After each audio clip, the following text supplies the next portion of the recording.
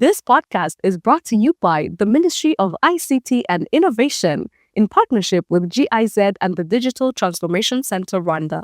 Hello, hello, hello. Welcome back to Tech Decoded and welcome to those who are new here. My name is Mpundu Sarah and today's conversation is going to be a very interesting one. We're covering Rwanda's digital divide and how we're addressing it through different projects such as the 1 Million Coders program and basically how digital inclusion can be approached on a policy level as well as what it means for you and I at home.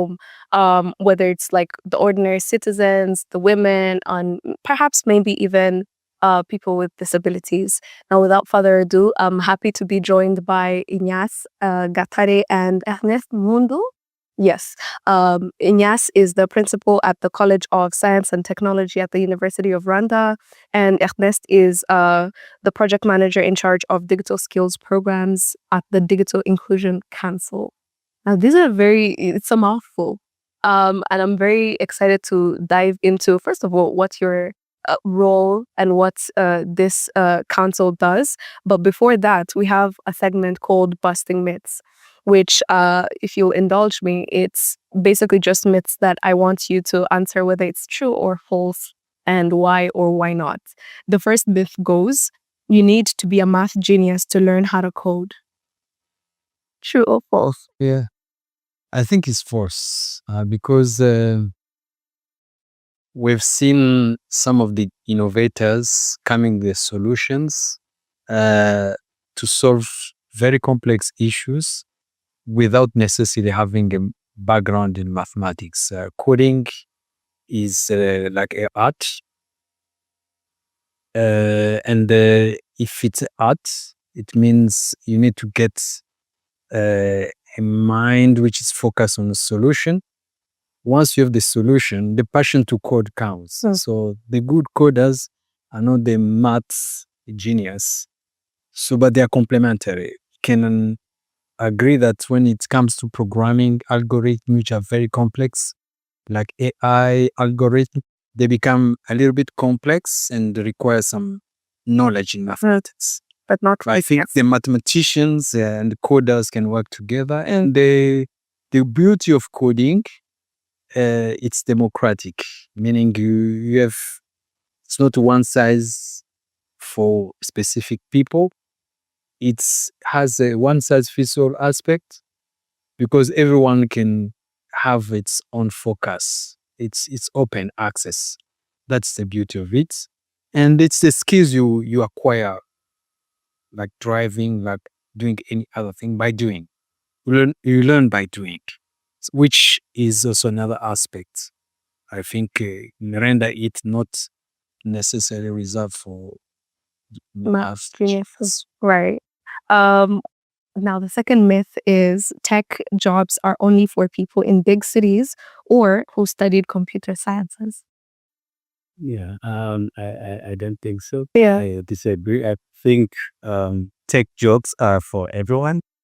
And actually, the beauty of it is that people from all areas, if they can access the internet or the tools, the platform, then they can actually use them to improve on what they're doing. We are seeing technology applied in all disciplines, agriculture, health, and other areas. So tech is open to everyone. Yes. Okay.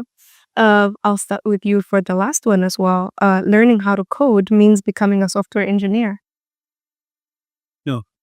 Yeah. Actually, from the trend that we're seeing, soft coding particularly will in due process become a fundamental skill.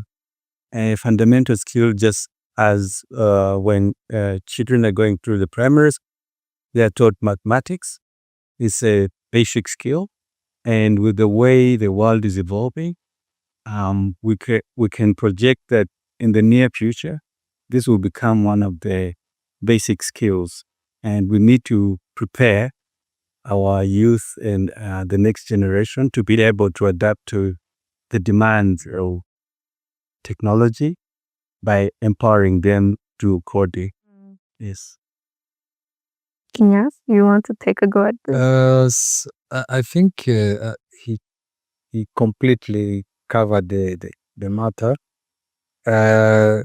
It's as I said before, the beauty of computer software engineering. First of all, the problem it solves is course cutting.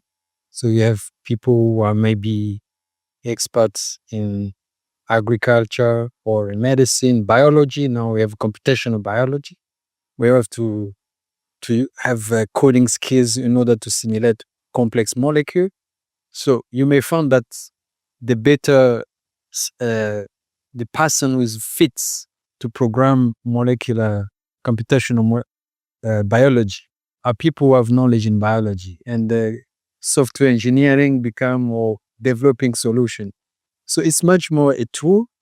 And as he said, it will, as you are moving forward with AI, it will end up by being like a foundational skills. Like in the past, you used to have a batch. I think it's not in our age, even myself, though maybe older than you, to be on a queue in order to access a computing facility. Now we have them on our gadgets. Our kids may program, graphic programming and other things, which usually in the past used to be done by very advanced, skilled people. So I think the more we are moving forward, the more we are seeing more increased access, and the more we are seeing diverse way of interacting with that domain. And then the word engineer may not even be fits there, because we may find that I'm using it as a tool. And the people who are using it as a core, there is a minority. So that is it. It's beautiful to know that things are already changing. Now, Ernest, when it comes to, before we get into the 1 million coders program and whatnot, like what exactly does the Digital Inclusion Council do? Yeah. Thank you very much. So the Digital Inclusion Council is the equivalent of a sector skills council in other domains. The choice of calling it a Digital Inclusion Council rather than the ICT, the Sector Skills Council, was deliberate. It was to emphasize on the need for inclusion and the other aspect of it being digital. And so that was where the name itself came from. But the role in which it plays is to look at the two overlaps between skills development and digital jobs. And the Digital Inclusion Council so looks at those two sides by introducing programs, but also programs that are deliberately designed to develop youth who can find jobs. And this works between the two domains of skills development through education system, but also through employment. And you'll notice that those two spheres are the key components in what is influencing the knowledge economy.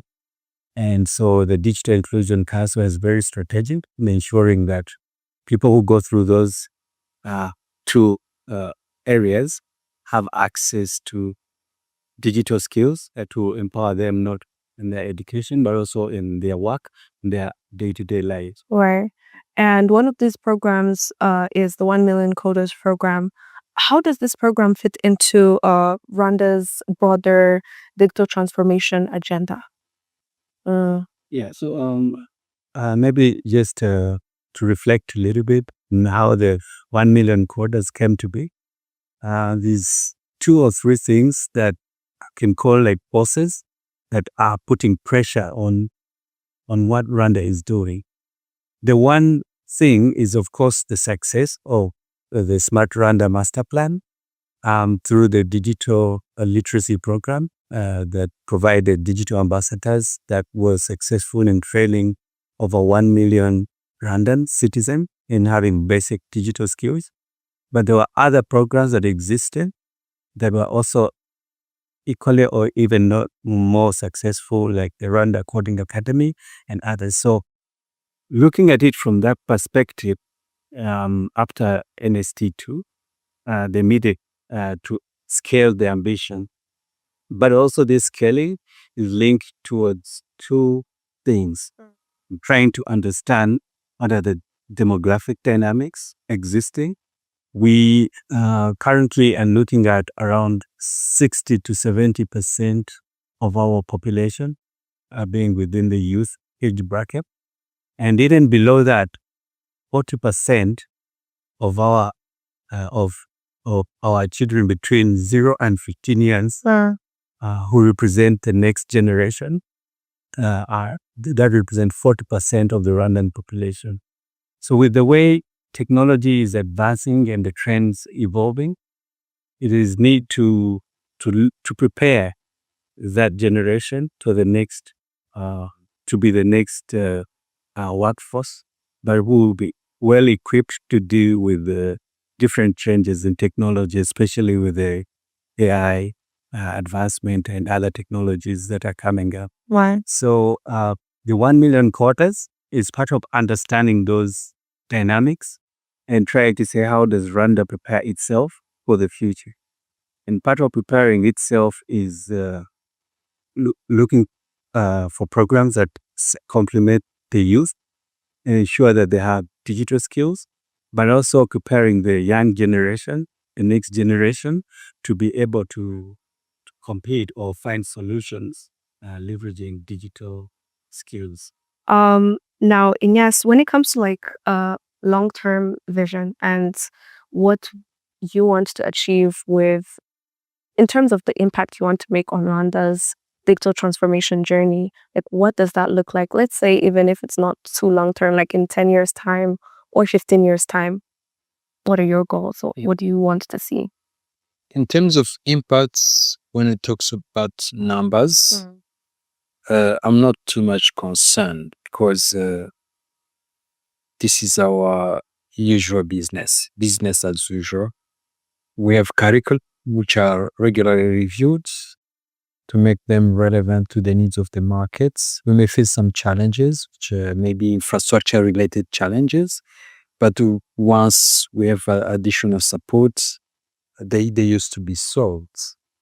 But what I want us to reflect as far as long-term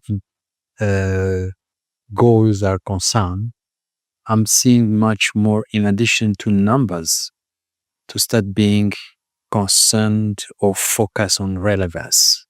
So it's require us to be more agile, to be more deliberate instead in terms of watching what is going on the markets, particularly when we talk about the digital space and digital transformation.